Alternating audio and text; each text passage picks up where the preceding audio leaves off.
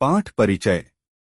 इस पाठ से बच्चे साहस गुण, दृढ़ निश्चय, अथक परिश्रम, मुसीबतों का सामना करना इत्यादि आदर्श गुण सीखते हैं। इसके साथ हिमालय की ऊंची चोटियों की जानकारी भी प्राप्त करते हैं। यह पाठ सिद्ध करता है कि मेहनत का फल अच्छा होता है। इस लेख द्वारा छात्र यह जानकारी प्राप्त कर सकते हैं कि महिलाएं भी साहस प्रदर्शन में पुरुषों से कुछ कम नहीं हैं। बिछेंद्री पाल इस विचार का एक निदर्शन है। ऐसी महिलाओं से प्रेरणा पाकर छात्र साहसी भाव अपना सकते हैं। पहली महिला एवरेस्ट विजेता बिछेंद्री पाल को एवरेस्ट की चोटी पर चढ़ने वाली पहली भारतीय महिला होने का गौरव प्राप्त है। बिछेंद्री का जन्म एक साधारण भारतीय परिवार में हुआ था। पिता किशनपाल सिंह और मां हंसादेई नेगी की 5 संतानों में यह तीसरी संतान है। बिछेंद्री के बड़े भाई को पहाड़ों पर जाना अच्छा लगता था। भाई को देखकर उन्होंने निश्चय कर लिया कि वे भी वही करेंगी जो उनका भाई करते हैं। वे किसी से पीछे नहीं रहेंगी, उनसे बेहतर करके दिखलाएंगी। इसी जज्बे से उन्होंने पर्वतारोहण का प्रशिक्षण लेना शुरू कर दिया। बिछेंद्री को बचपन में रोज 5 किलोमीटर पैदल चलकर स्कूल जाना पड़ता था। बाद में पर्वतारोहण प्रशिक्षण के दौरान उनका कठोर परिश्रम बहुत काम आया। सिलाई का काम सीख लिया और सिलाई करके पढ़ाई का खर्च जुटाने लगी। इस तरह उन्होंने संस्कृत में MA तथा B.Ed तक की शिक्षा प्राप्त की। पढ़ाई के साथ साथ बिछेंद्री ने पहाड़ पर चढ़ने के अपने लक्ष्य को भी हमेशा अपने सामने रखा। इसी दौरान उन्होंने ने कालानाग पर्वत की चढ़ाई की। सन 1982 में उन्होंने गंगोत्री ग्लेशियर 6,672 मीटर तथा रूडगेरो 5,819 मीटर की चढ़ाई की, जिससे उनमें आत्मविश्वास और बढ़ा। अगस्त 1983 में जब दिल्ली में हिमालय पर्वतारोहियों का सम्मेलन हुआ तब वे पहली बार तेंजिंग नोर्गे, एवरेस्ट पर चढ़ने वाले पहले पुरुष, तथा जुमके ताबी, एवरेस्ट पर चढ़ने वाली पहली महिला, से मिली। तब उन्होंने संकल्प लिया कि वे भी उनकी तरह एवरेस्ट पर पहुंचेंगी और वह दिन भी आया जब 23 मई 1984 को एवरेस्ट पहुंचकर भारत का झंडा फहरा दिया। उस समय उनके साथ पर्वतारोही अंग दोरजी भी थे। भारत की इस महिला द्वारा लिखित यह इतिवृत्तांत बहुत प्रेरणादायक तथा रोचक है। इसमें उन्होंने इस बात का वर्णन किया है कि वे एवरेस्ट के शिखर पर कैसे पहुंची। कर्नल खुल्लर ने साउथ कोल तक की चढ़ाई के लिए 3 शिखर दलों के 2 समूह बना दिए। मैं सुबह 4 बजे उठ गई, बर्फ पिघलाई और चाय बनाई। कुछ बिस्कुट और आधी चॉकलेट का हल्का नाश्ता करने के पश्चात मैं लगभग 5:30 बजे अपने तंबू से निकल पड़ी। अंग दोरजी ने मुझसे पूछा क्या मैं उनके साथ चलना चाहूंगी। मुझे उन पर विश्वास था। साथ ही साथ मैं अपनी आरोहण क्षमता और कर्मठता के बारे में भी आश्वस्त थी। सुबह 6:20 पर जब अंग दोरजी और मैं साउथ कोल से बाहर निकले तो दिन ऊपर चढ़ आया था। हल्की हल्की हवा चल रही थी और ठंड बहुत अधिक थी। हमने बगैर रस्सी के ही चढ़ाई की। अंग दोरजी एक निश्चित गति से ऊपर चढ़ते गए। मुझे भी उनके साथ चलने में कोई कठिनाई नहीं हुई। जमी हुई बर्फ की सीधी व ढलाऊ चट्टानें इतनी सख्त और भुरभुरी थीं, मानो शीशे की चादर बिछी हो। हमें बर्फ काटने के लिए फावड़े का इस्तेमाल करना पड़ा। 2 घंटे से कम समय में ही हम शिखर कैंप पर पहुंच गए। अंग दोरजी ने पीछे मुड़कर पूछा, क्या तुम थक गई हो? मैंने जवाब दिया, नहीं। यह सुनकर वे बहुत अधिक आश्चर्यचकित और आनंदित हुए। थोड़ी चाय पीने के बाद हमने पुनः चढ़ाई शुरू कर दी। लाटू एक नायलॉन की रस्सी लाया था, इसलिए अंग दोरजी और मैं रस्सी के सहारे चढ़े, जबकि लाटू एक हाथ से रस्सी पकड़े हुए बीच में चला। तभी लाटू ने गौर किया कि मैं इन ऊंचाइयों के लिए आवश्यक 4 लीटर ऑक्सीजन की अपेक्षा लगभग 2.5 लीटर ऑक्सीजन प्रति मिनट की दर से लेकर चढ़ रही थी। मेरे रेगुलेटर पर जैसे ही उसने ऑक्सीजन की आपूर्ति बढ़ाई, मुझे कठिन चढ़ाई आसान लगने लगी। दक्षिणी शिखर के ऊपर हवा की गति बढ़ गई थी। उस ऊंचाई पर तेज हवा के झोंके भुरभुरे बर्फ के कणों को चारों तरफ उड़ा रहे थे, जिससे कुछ दिखाई नहीं दे रहा था। मैंने देखा कि थोड़ी दूर तक कोई ऊंची चढ़ाई नहीं है। ढलान एकदम सीधी नीची चली गई है। मेरी सांस मानो एकदम रुक गई थी। मुझे लगा कि सफलता बहुत नजदीक है। 23 मई 1984 के दिन दोपहर के 1:07 पर मैं एवरेस्ट की चोटी पर खड़ी थी। एवरेस्ट की चोटी पर पहुंचने वाली मैं प्रथम भारतीय महिला थी। एवरेस्ट की चोटी पर इतनी जगह नहीं थी कि दो व्यक्ति साथ साथ खड़े हो सकें। चारों तरफ हजारों मीटर लंबी सीधी ढलान को देखते हुए हमारे सामने मुख्य प्रश्न सुरक्षा का था। हमने फावड़े से पहले बर्फ की खुदाई कर अपने आप को सुरक्षित रूप से स्थिर किया। इसके बाद मैं अपने घुटनों के बल बैठी। बर्फ पर अपने माथे को लगाकर मैंने सागरमाथे के ताज का चुंबन किया। बिना उठे ही मैंने अपने थैले से हनुमान चालीसा और दुर्गा माँ का चित्र निकाला। मैंने इन्हें अपने साथ लाए लाल कपड़े में लपेटा और छोटी सी पूजा करके इनको बर्फ में दबा दिया। उठकर मैं अपने रज्जू नेता अंग दोरजी के प्रति आदर भाव से झुकी। उन्होंने मुझे गले लगाया। कुछ देर बाद सोनम पुलजर पहुंचे और उन्होंने फोटो लिए। इस समय तक लाटू ने हमारे नेता को एवरेस्ट पर पहुंचने की सूचना दे दी थी। तब मेरे हाथ में वॉकी टॉकी दिया गया। कर्नल खुल्लर ने मुझे बधाई दी और बोले, देश को तुम पर गर्व है।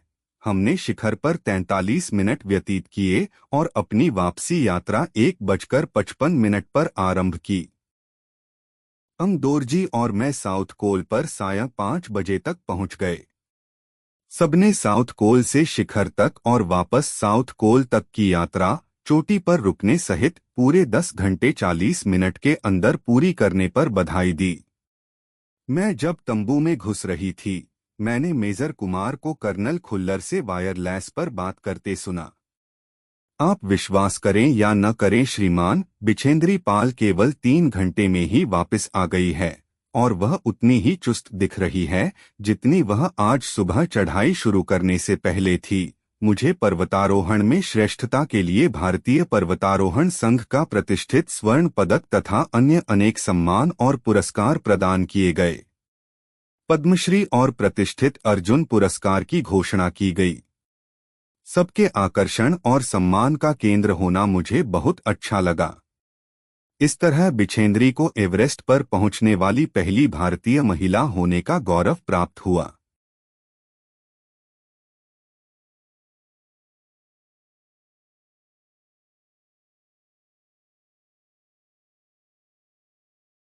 Lesson Introduction. Through this lesson, children learn ideal qualities like courage, determination, tireless hard work, facing difficulties, etc. Along with this, they also get information about the high peaks of the Himalayas. This lesson proves that hard work pays off. Through this article, students can learn that women are no less than men in displaying courage. Bichendri Pal is an example of this idea. By getting inspiration from such women, students can adopt a courageous attitude. The first female Everest winner Bichendri Pal has the distinction of being the first Indian woman to climb the peak of Everest. Bichendri was born in an ordinary Indian family. She is the third child among the 5 children of father Kishanpal Singh and mother Hansde Negi. Bichendri's elder brother loved to go to the mountains. Seeing her brother, she decided that she would also do the same as her brother does. She will not lag behind anyone. She will do better than them. With this passion, she started taking training in mountaineering. In her childhood, Bichendri had to walk 5 kilometers to go to school every day. Later, during mountaineering training, Her hard work proved very useful. She learned sewing and started earning money for her studies by doing sewing. In this way, she studied till MA and B.Ed in Sanskrit. Along with studies, Bichendri always kept her goal of climbing a mountain in front of her. During this time, she climbed Kalanag mountain. In 1982, she climbed Gangotri Glacier, 6,672 meters, and Rudjero, 5,819 meters, which increased her confidence further. In August 1983, when a conference of Himalayan mountaineers was held in Delhi, she met Tenzing Norgay, the first man to climb Everest, and Junke Tabe, the first woman to climb Everest, for the first time. Then she resolved that she would also reach Everest like him, and that day also came when she reached Everest on 3 May 1984 and hoisted the Indian flag. At that time mountaineer Ang Dorji was also with her. This account written by this woman of India is very inspiring and interesting. In this she has described how she reached the summit of Everest. Colonel Khullar made 2 groups of 3 summit teams for climbing up to South. Colonel I got up at 4 in the morning, melted the snow and made tea. After having a light breakfast of some biscuits and half a chocolate, I left my tent at around 5:30. Ang Dorji asked me if I would like to go with him. I had faith in him. At the same time, I was also confident about my climbing ability and hard work. When Ang Dorji and I came out of South Colonel at 6:20 in the morning, the day had arrived. There was a light breeze and it was very cold. We climbed without ropes. Ang Dorji climbed at a steady pace. I had no difficulty in keeping up with him. The steep and sloping rocks of frozen ice were so hard and brittle that it felt like a sheet of glass. We had to use shovels to cut the ice. In less than 2 hours we reached the summit camp. Ang Dorji turned back and asked, "Are you tired?" I replied, "No." He was very surprised and happy to hear this. After drinking some tea, we started climbing again. Latu had brought a nylon rope, so Ang Dorji and I climbed with the help of the rope, while Latu walked in the middle holding the rope with one hand. Then Latu noticed that I was climbing at the rate of about 2.5 liters of oxygen per minute instead of the 4 liters of oxygen required for these heights. As soon as he increased the supply of oxygen to my regulator, the difficult climb started feeling easy to me. The wind speed had increased above the southern peak. At that height, strong gusts of wind were blowing the fluffy snow particles all around, due to which nothing was visible. I saw that there was no steep climb for a short distance. The slope went straight down. It was as if my breath had stopped suddenly. I felt that success was very near. On 23 May 1984, at 1:07 in the afternoon, I was standing on the peak of Everest. I was the first Indian woman to reach the peak of Everest. There was not enough space on the peak of Everest for 2 people to stand together. Looking at the straight slope thousands of meters long all around, the main question before us was of safety. We first dug the snow with the shovel and stabilized ourselves safely. After this, I sat on my knees.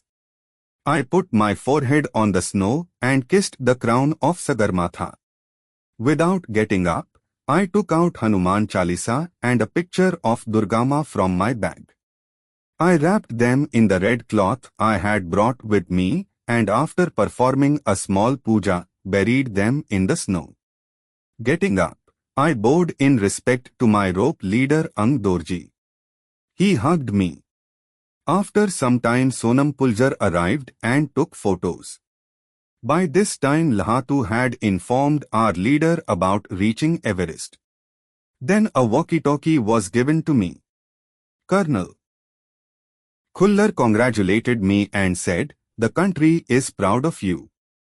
We spent 43 minutes on the summit and started our return journey at 1:55 p.m. Dorji and I reached South Karnal by 5 p.m. Everyone congratulated me on completing the journey from South Karnal to the summit and back to South Karnal, including halt at the summit, in 10 hours and 40 minutes. As I was entering the tent, I heard Major Kumar talking to Colonel Khullar on the wireless. "Believe it or not, sir, Bichendri Pal has come back in just 3 hours and she looks as fit as she was before starting the climb this morning." I was awarded the prestigious Gold Medal of the Indian Mountaineering Association for Excellence in Mountaineering and many other honors and awards. Padma Shri and the prestigious Arjuna Award were announced. I felt great to be the center of attention and respect. In this way, Bichendri got the honor of being the first Indian woman to reach Everest. Dear students, if you find these lessons explained is helpful, please share this video with your friends. Subscribe to our channel for simple and clear lesson explanations. Check the description for links to other lesson summaries and join our WhatsApp channel for daily Kannada and Hindi lessons, useful phrases and grammar tips. Start learning today and speak confidently.